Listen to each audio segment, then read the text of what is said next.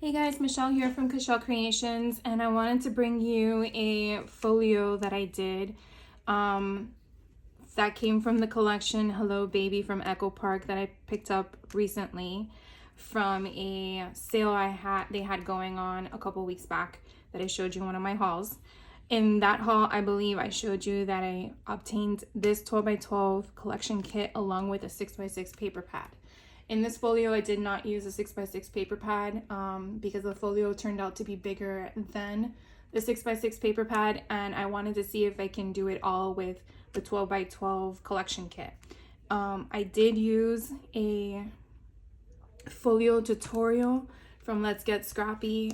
Tiffany did a walkthrough. Of course, the collection kit she used was not the same one I did, but pretty much I followed her tutorial to a T in regards to the construction of the folio I created. I just used a different collection kit. So just want to show you that and then bring in the folio. So this is actually the fourth one I've made, and to be quite honest with you, each one is different.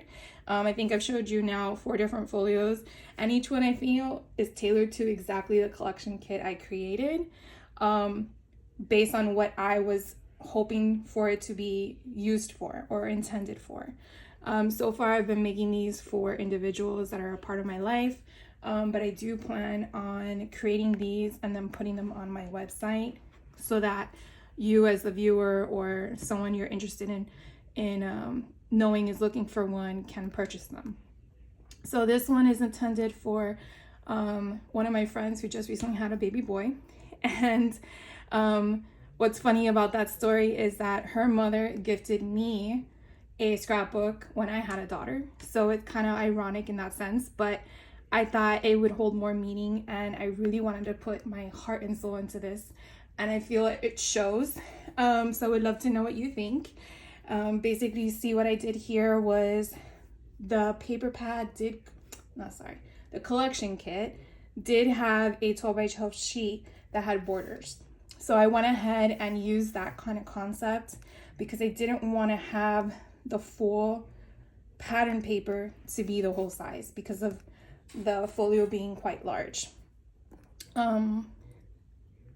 This folio is about, I want to say 7.5 because it has a curvature. So 7.5 by 7.5 is the first. Then the first spine is about 1.5 by 7.5.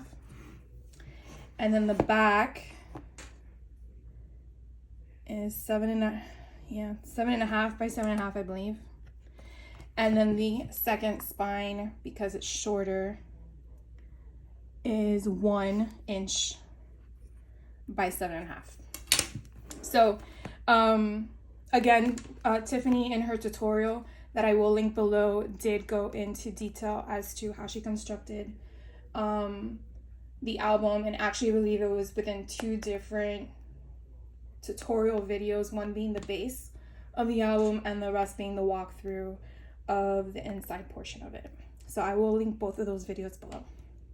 So again, I went ahead and went through all the pattern paper that was in the collection kit, trying to figure out what I wanted the book to basically flow with. Like I said, this is my 4th folio, but I don't really know if there's a right or wrong way in choosing your options for your pages throughout the folio. I think it's just whatever flows for you. And this is kind of what I went with. This is a card apart that I wanted to be, I guess, my title page for the front. And then here is another on one of the spines, the borders that was on that sheet that I mentioned earlier. And in the back, I kind of wanted something neutral. And then on the side is another border piece.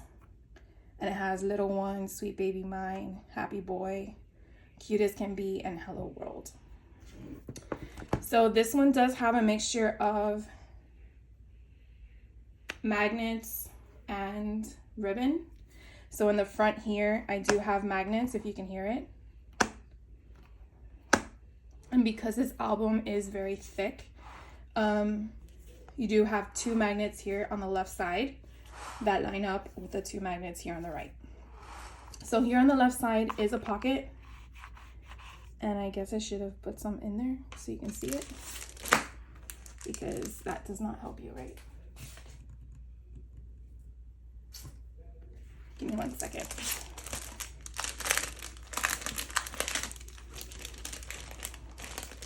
I want to say I have some cut aparts to put in here, but I think I put them throughout the rest of the album.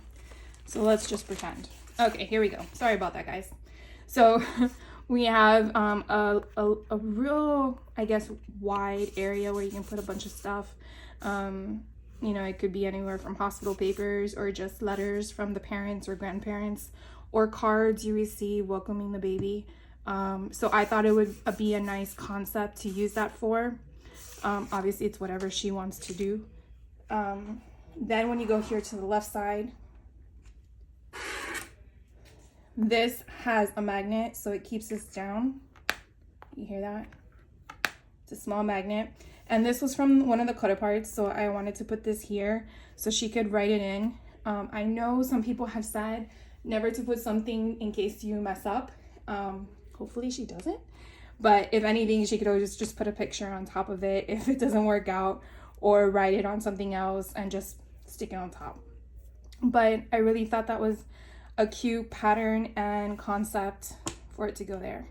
So when you open this, it's just a generalized pattern paper, and it kind of matches the inserts that you'll see.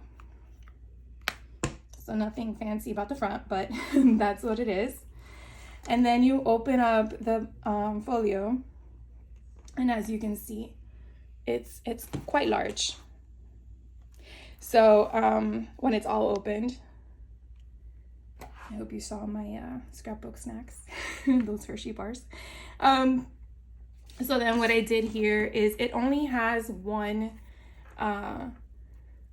sleeve, I think is what this is called. And so I wanted to have, again, the option for her to include more things. And so I made this more of a pocket, because when you're a new mom, you receive a lot of stuff, and you do want to make that memory implemented in something of a keepsake. And that's really what this intention is for. So I did it for that. And then when you turn the page, here is another, and this is where all of them went. I decided to, this is from one of the border strips, and I decided to use this as another pocket, and therefore you can just keep them in here, or you can move these around. Whatever she intends to do with them is her choice. And then when you get to the center, I didn't keep this down with any ribbon or twine. I honestly forgot to, and then of course I thought about it after the fact, and then realized I can't recover it, because if I did a flap with a magnet, then the magnet will be on the top, and then it would cover things, and it was just like, I would just leave it the way it is, because it didn't interfere with the closure. So I said, I'm just gonna leave it. So I decided not to do anything. Now, could I have done something differently in the next one? Yes, definitely next time. I'm definitely learning from my little mistakes, which do make an impact on the folio itself, on the intention of thinking when people actually put the things in it, how that's gonna affect the bulkiness of it. So it's a very different backwards concept of scrapbooking that I'm not used to. So it's definitely something I'm thinking more about and taking my notes of.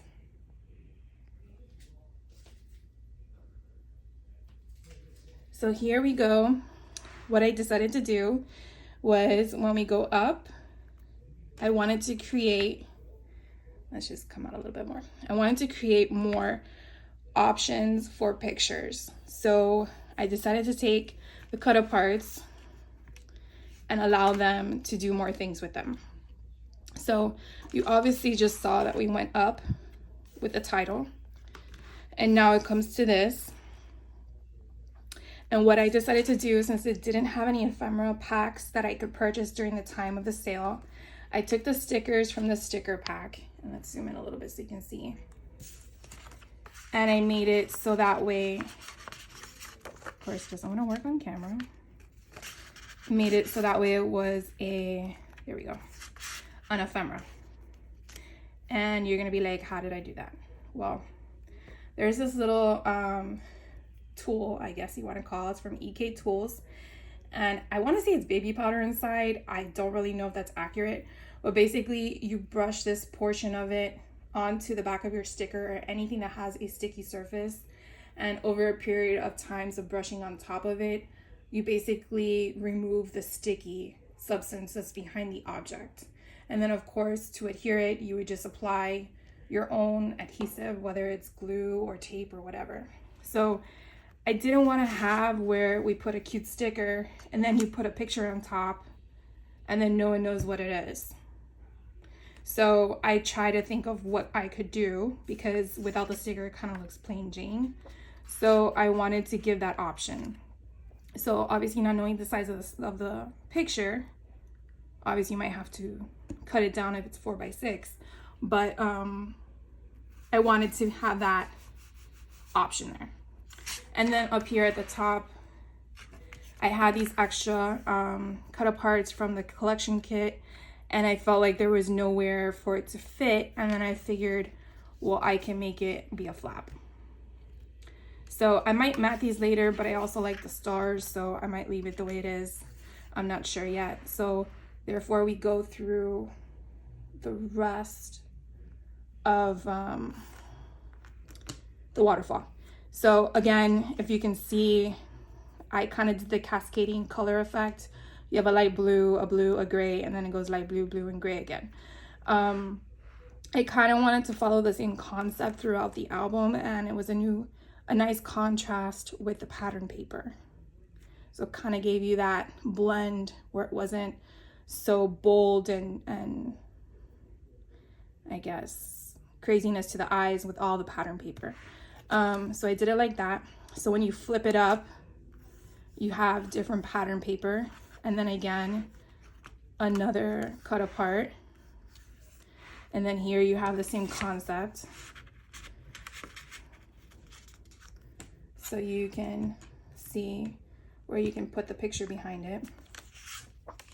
And then again, another one, you are the most amazing little boy. I kind of went with the same concept there and I didn't realize it. And then you have the fox. And then this one says, hear me roar. Again, you flip it up and here's a little raccoon.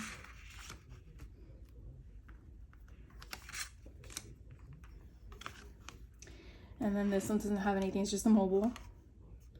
And then you pick it up, and then here is the lion. Probably put too much glue there at the bottom. So that's that, and then when you go up again, you have another one that's right here. I didn't mat the bottom. I kept toying around with possibly putting this here or what, and I just figured she could do what she wants with it, whether it's gonna be a family photo of her husband and her son or what, but I also like the pattern paper and I didn't want to cover it, so I kind of left it like that. And then we go over to the right side. Now this was a little tricky and you're gonna notice once I point it out to you, why is there a pattern here, which this one looks a little crooked, which I might have to fix, smack in the middle of the design. This is where I screwed up for me realizing it after the fact. So not thinking about it, that when I close this, that all of the waterfall fell forward or fell backward. And at that point was when I realized I need something here to secure it when it moves. As you can see, now it's secure. So I had to improvise, and again, I had already did all of the patterns on here and then realized, well, that's not gonna work. So I decided to put this little strip of pattern paper. It kind of is a little subtle, but not, again, I obviously know it and not everyone that's watching will know it, but that's kind of my little boo-boo and my learning experience. So we can go with the left side first. And basically you take off the ribbon. And what I did with each one, and you'll see a little closer, was I did a little sticker from the sticker collection that it came with. And then these stickers were actually in the sticker collection 1 through 12, but I raised them with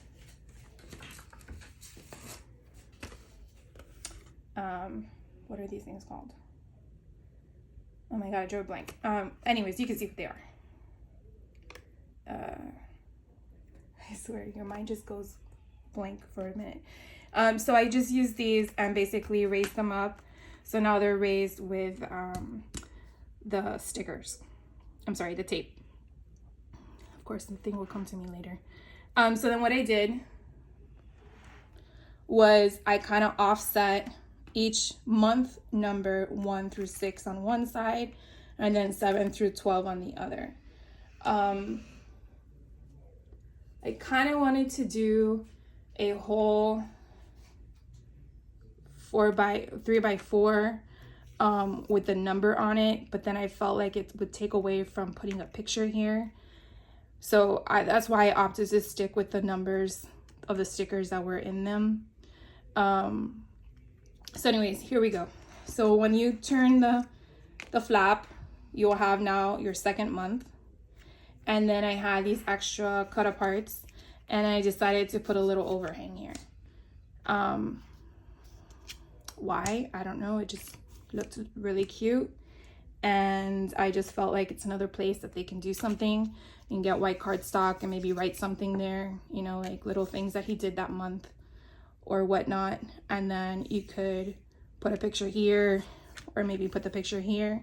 But basically this whole thing would be your first month.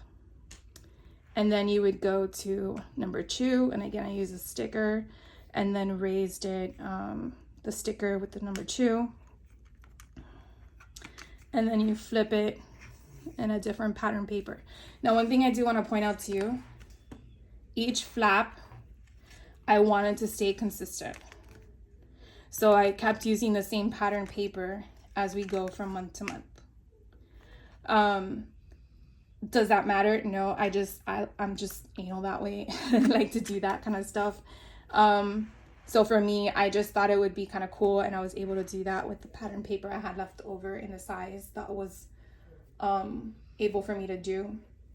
So then we just continue, and we have the number 3, and then again the little cut apart, and then we have a number 4, and then a little cut apart, and then we have the number 5, and again a little cut apart. And then here we have the number 6, whoops, and another little cut apart. So this would be 1 through 6, and then we would have, 7 through 12 on this side. And again, the same concept would apply. I have little booties there, and then the number 7, and then this has a little cut apart on the top. And again, you will see I kept with the same concept. So they kind of match, and it went like that. This was the number 8 with a little diaper, which now you can't really see because it was so bulky. And then you had the cut aparts, and then you had number 9 with a pacifier, and then you had number 10, and then you had number 11. Oh my god, you can't see. I'm so sorry. So 7, 8, 9, 10. Here's number 11. And then now we're in number 12. And here is what brings me to doing a piece here, was mainly because I didn't think about it initially, and I would have initially put this underneath the background, but I didn't, and so therefore I created this, which is why I'm thinking I might do it on the same thing over on this side, just for symmetry, consistency, but I'm not sure yet. So anyways, this basically is my folio walkthrough. I would love to know your thoughts. Do you have tricks that I should be aware of, or techniques that you've come across yourself that have benefited you? and helped you throughout the way. Any tidbits or ideas I'm appreciative of. Would love for you to hit that like button, and if you're not a subscriber, I would love for you to subscribe and hit the notifications so that way you can be informed of future videos. I do plan on doing a Tim Holtz folio, which I'm very excited about. Okay, this one does not want to work for me. If you are a subscriber, thank you for subscribing. If you have any collections you're looking at doing or that you've seen me purchase that you would love to see as a folio, definitely let me know. I will be creating more folios in the future, and I do plan on putting them on my shop, in my shop. So thank you again for your time, for watching. I hope you have a great rest of your day, no matter what time you're watching, and I will catch you on the next one. Take care.